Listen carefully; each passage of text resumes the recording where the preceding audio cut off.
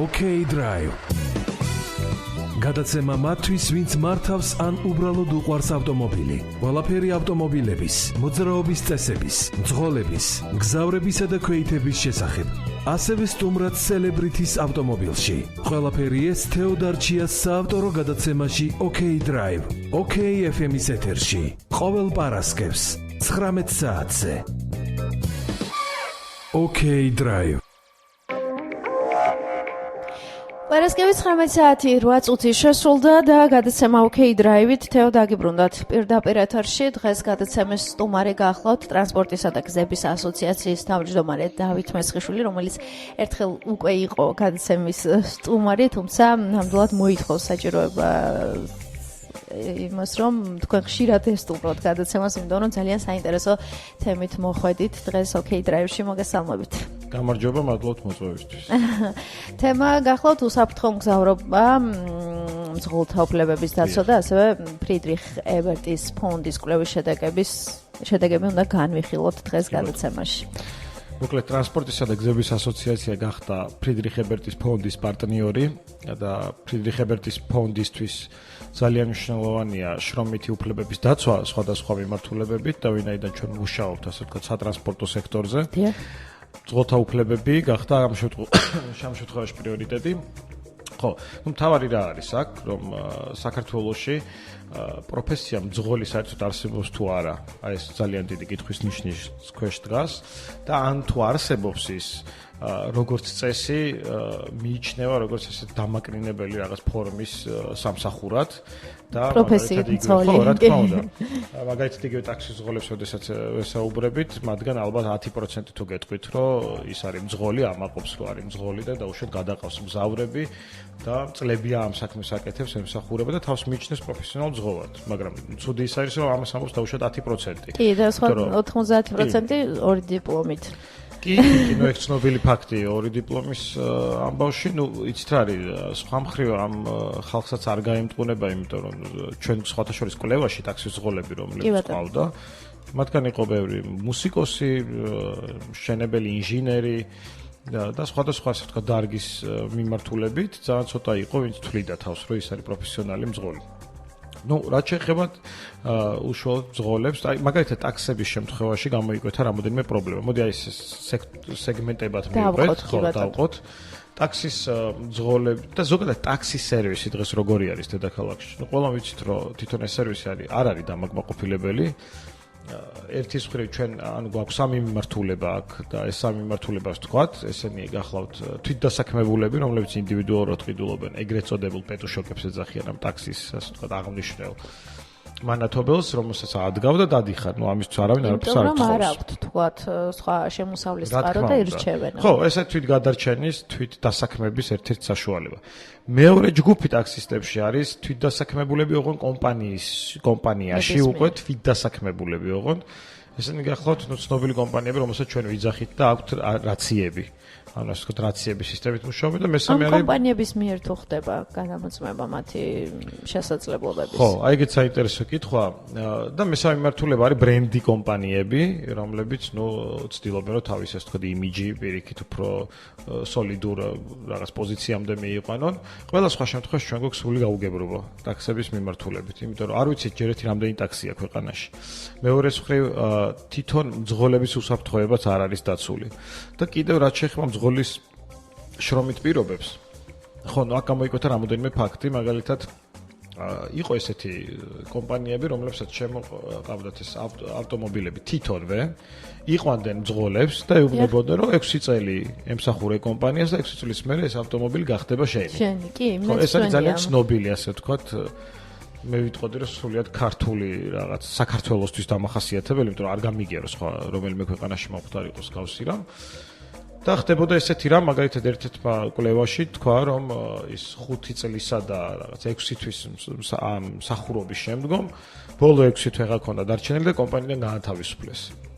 ანუ პრაქტიკულად ხო, წარმოიდგინეთ ხა, რომელი უფლებების დაცვაზე აქვს საერთოდ საუბარი და მან არ იცოდა სად მოსულიყო, იმიტომ რომ კომპანიამ არ მისცა ხელშეკრულების ასლი, რითაც ის დაკავშირებული იყო კომპანიასთან და ჩვენ გვაქვს სხვა შემთხვევები, როდესაც მძღოლები არიან რაღაც კომპანიის წარმომადგენლები, თუმცა არა აქვთ ეს ხელშეკრულება, ან თუ აქვთ, არიციან შინაარსი ამ ხელშეკრულების და რასაც თვითონვე აღნიშნავენ, რომ ჩვენ ვერ ვიგებთ ამას და კომპანია არასოდეს პრაქტიკულად არ აწვდით მათ ამ იურიდიულ ახსნა განმარტებას. ეს ძირითადად რაც დაუშვათ ტაქსებში გამოგვეკვეთა. თუმცა საინტერესო იქნება ახლა, შეიძლება აპირებს ვინმე რომ ასეთ საქმიანობას მიიღოს ხელი. კი, მიიღოს და 6 წლის ვადით აიყვანოს ავტომობილი, კომპანიას გადაუხადოს ფული და დარჩეს ავტომობილი საკუთრებაში. რა რჩევა შეგიძლია მისცეს ასეთ? ძალიან საშარო საქმეა, პირდაპირ მინდა ვთქვა და პირველ რიგში, როდესაც ასეთ სერიოზულ გარიგებაზე მიდიხარ, რომ 6 წელი პრაქტიკულად, ვიღაცის მომსახურებაში და მსახურებაში უნდა იყო, კარგად უნდა ნახო იქ ხელშეკრულებაში რა წერია, რომ არ მიიღო რაღაც ტრაფიკინგის მსგავსი ამბავი, ასე რომ მე ურჩევდი მძღოლებს, რომ ასეთი რაღაცები ხა ხო, ასეთი სერიოზული მნიშვნელობის საკითხები, ყველას ყავს გარშემო იურისტები ან მეგობარი ან მეგობის მეგობარი, ან პროფესიული კავშირი არსებობს მძღოლების, ხო, პროფკავშირი, ან არსებობს ჩვენაირი ასოციაციები, ჩვენ არ დავზარდებით დაუშვათ კონსულტაციის გავლას.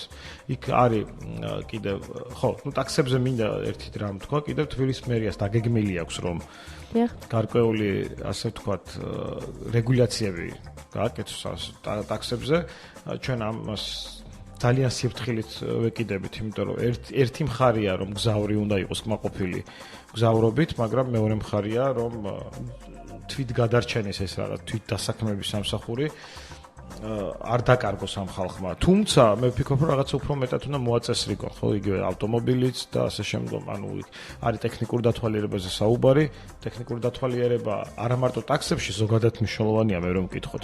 პლუს უნდა წარმოადგინოს. თუმცა ამ შემთხვევაში ალბათ 70-80% უმუშევარი დარჩება. ტექნიკური დათვალიერების შემდგომ. რეგულაციებს ჩვენ ზუსტად მაგიტომ, ასე ვთქვათ, გვაქვს ეს დისკუსია მერიასთან, რომ ასეთი რამ არ მოხდეს. ჩვენ მაგალითად შევეწინააღმდეგეთ ტაქსების რაოდენობის განსაზღვრას. სიტყვაზე დედაქალაქში უნდა იყოს თუ არა 10,000 ტაქსი და მეტი არა. ხო, ჩვენ შევეწინააღმდეგეთ, ჩვენ თქვით, რომ ეს ბაზარმა დაარეგულიროს თვითონ, მაგრამ ტაქსი თავის ძღოლიანად იყოს მოწესრიგებული და ეს მოწესრიგება რა არის? ზუსტად ამაზე არის. ხო, ერთი რომ ძღოლმა უნდა წარმოადგინოს მერე ის ასე ვთქვათ, გეგმით ჯანმრთელობის ცნობა, ნარკოლოგიური ცნობა, ჯანმრთელობის ცნობა როგორ გაიცემა ჩვენ ვიცით. და ეს პრაქტიკულად ყველასთვის ხელმისაწვდომია, მიუხედავად იმისა, ეკუთვნის თუ არა ადამიანს და ეს ძალიან ცუდია და რეალურ შედეგს მე მგონი იქნება ალბათ გარკვეული პუნქტი, სადაც უნდა მივიდნენ და ალბათ მისცემენ. არა, ყველგან უნდა შეიძლება შესაძლებელია ყველგან ავიღოთ. რა თქმა უნდა, ყველგან არის შესაძლებელი, უბრალოდ აქ პრობლემა იმაშია, რომ დღეს ჩვენ ვიცით, მე SMS-იც კი მომევიდა მობილურზე, სადაც პირდაპირ წერია ფორმა 100, მოდით აიღეთ 16 ლარად. ხო, ახლა როდესაც ეს სახე მიიღო, ხო, ახლა წარმოუდგენელი ხო? შედეგს არ მოგცემს.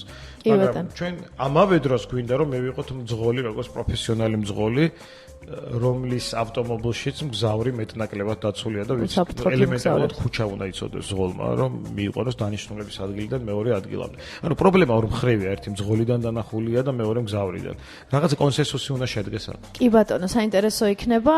რა თქმა უნდა, დავბრუნდებით ჩვენ პირდაპირ ეთერში მცირე სარეკლამო რგოლის შემდეგ, ასე რომ დარჩით და უსმენთ გადაცემა OK Drive-ს. OK Drive. გადაცემა მათთვის, ვინც მართავს ან უბრალოდ უყვარს ავტომობილი. ყველაფერი ავტომობილების, მოძრაობის წესების, მძღოლების, გზავრებისა და ქვეითების შესახებ. ასევე სტუმრად celebrities ავტომობილში. ყველაფერი ეს თეოდარ ჩიას საავტორო გადაცემაში OK Drive. OK FM-ის ეთერში. ყოველ პარასკევს 19 საათზე. OK Drive. დაგიბრუნდით გადაცემით OK Drive და ვინც ახლახანს შემოგვერთით, შეგახსენებთ, რომ დღეს გადაცემის სტუმარია ტრანსპორტისა და გზების ასოციაციის თავმჯდომარე დავით მესხიშვილი და თემა არის ძალიან საინტერესო, რომ ფრიდრიხ ებერტის ფონდის კვლევის შედეგებს განვიხილავთ გადაცემაში OK Drive, რომელიც ეხება უშუალოდ მძღოლებს და ეხება უშუალოდ გზავრებს.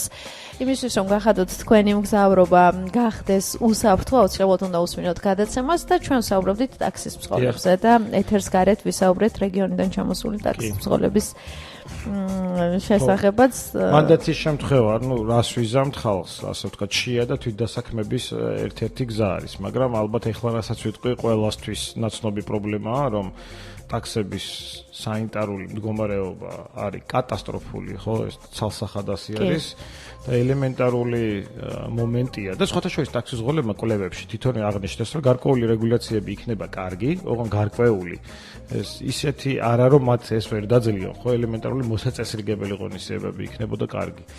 ხო, ეს პრობლემები არსებობს რეალურად, პრინციპში ამაზე თბილისის მერიაც მუშაობს და არასამთავრობო სექტორთან, ჩვენთან ერთად კონსულტაციების რეჟიმი არის და გრძელდება. არის რაღაც საკითხები, რაზეც თანხვდებით მერიასთან, არის რაღაც საკითხები, რაზეც ვერ თანხვდებით. მაგალითად, გადასახადის შემოღებას თავიდანვე მძღოლებს ჩვენ არ უჭერთ ხარს. ხო, პრინციპში იმიტომ რომ გააძვირებს ტაქსით მგზავრობას, გააძვირებული ტაქსით მგზავრობა ნიშნავს იმას, რომ მგზავრების ნაკადი გარკვეულწილად დაიწყებს ალტერნატიული ტრანსპორტის ძიებას, ხო? ალტერნატიული ტრანსპორტია ჩვენთვის არის მეტრო, ავტობუსი. ავტობუსში ადგილები არ არის. ხო? მეტროში ტექნიკურად გამართულობის საკითხები დღეს კითხვის ნიშნის ქვეშ და ამასაც შევეხებით, რაც შეეხება მიკროავტობუსებს. ის გადაკეთებული არის კუსტარულად უკვე გაზზე და მიდის ძალიან ცუდი, ასე ვთქვათ, მომავლისკენ, მაგალითად მიკროავტობუსების საკითხი. ეს ასე ვთქვათ, ძირითადად. ამიტომ გადასახადების შემოღება ცოტა უფრო რთული პროცესი არის. ნამდვილად. კი, და პრინციპში არც მე ვეთანხმები, იმიტომ რომ დასაწყისისთვის ყოველ შემთხვევაში. თუმცა ნორმალური ქვეყნის მშენებლობისთვის თუ აკეთებ ბიზნეს უნდა გადაიხადო, მაგრამ ახლა გზავრობის გაძვირება, ხო, არაფერში არ ჩაიწერება ნამდვილად. ნამდვილად. კვლევაში ალბათ მონაწილეობას მიიღებდნენ ასევე სამარშრუტო ტაქსის ზღოლებიც. რა ხდება მათ შემთხვევაში? ხო, რაც შეეხება მიკროავტობუსების და ავტობუსების ზღოლებს, აქ ვიცით, არის მუნიციპალური და საქალაქთა შორისო, აქ გვაქვს ძალიან საინტერესო შედეგები და შემაშფოთებელიც. ერთის მხრივ ზღოლების, ასე ვთქვათ, საათები და განრიგი მუშაობის ეს განსაკუთრებით ეხება საქალაქთა შორისო ტრანსპორტს, იმის გამო, რომ ზღოლებს აქვთ დაუშვათ რაღაც გადასახადი მე კომპანიის ხელმძღვანელობასთან მუშაობენ ასე ზეგანაკვეთურ შეიძლება იყოს 12 საათი, 14 საათი. წარმოგიდგენთ ზღოლი ამდენი ხნის განმავლობაში მომუშავე, თუნდაც ტაქსის ზღოლი. ეს არის დაუშვებელი გზავრის გადაყვანისთვის, იმიტომ რომ ყველას ადამიანური რესურსია ჩვეულებრივი და იწურება. ხო, ხედველობის თვალსაზრისით და ამ შემდგომ.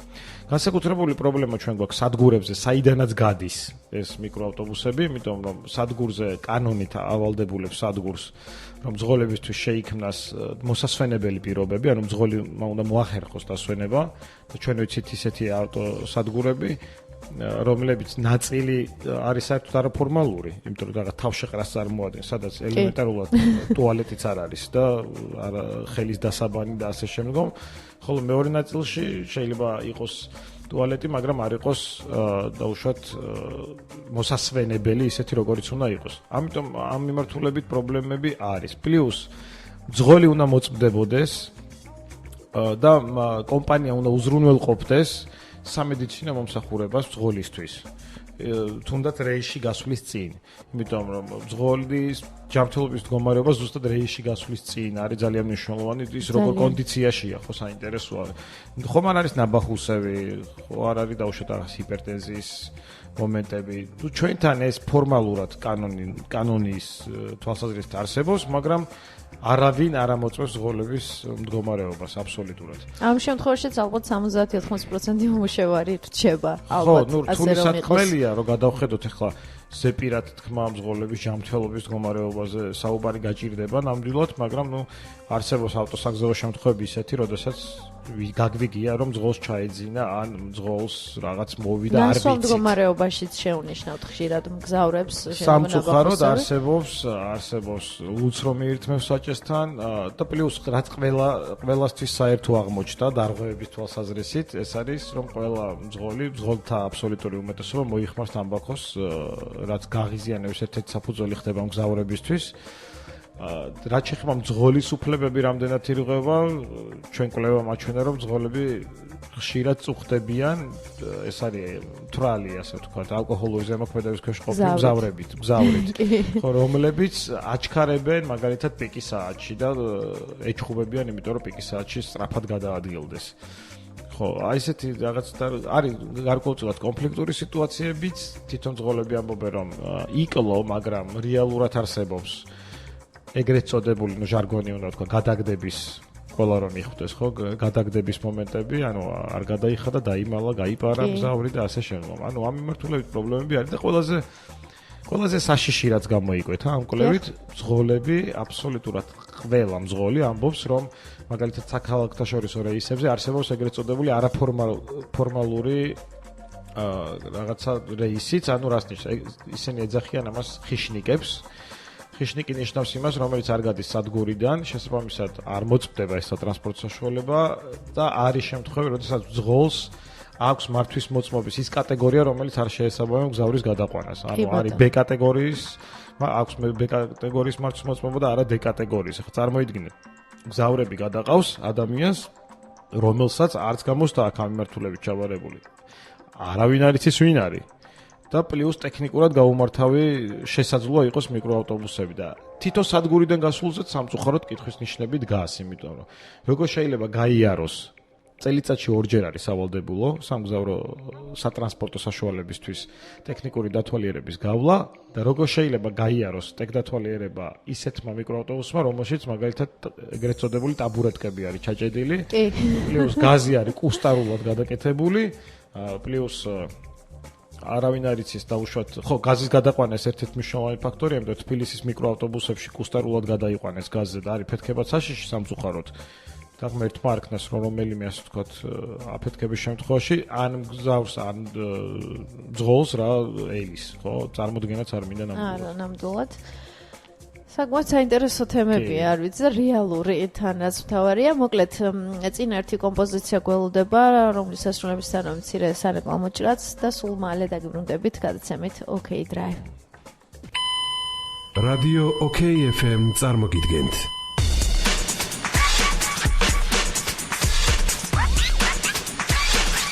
OK Drive. მართი ავტომობილი FM განზომილებაში.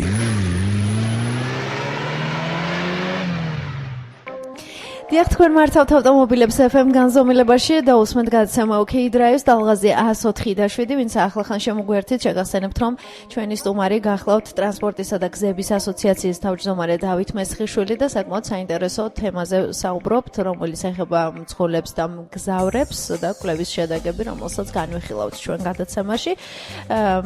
განვიხილეთ ცალკეული თემები. საინტერესოა სად იკვეთება მძღოლების და მგზავრების გზა. კი ბატონო. ჩვენ ერთის მხრივ ვიცავთ რა ამ შემთხვევაში მძღოლების უფლებებს და შრომით უფლებებს და ვსწავლობთ მაგალითად მათ პირობებს, ხო?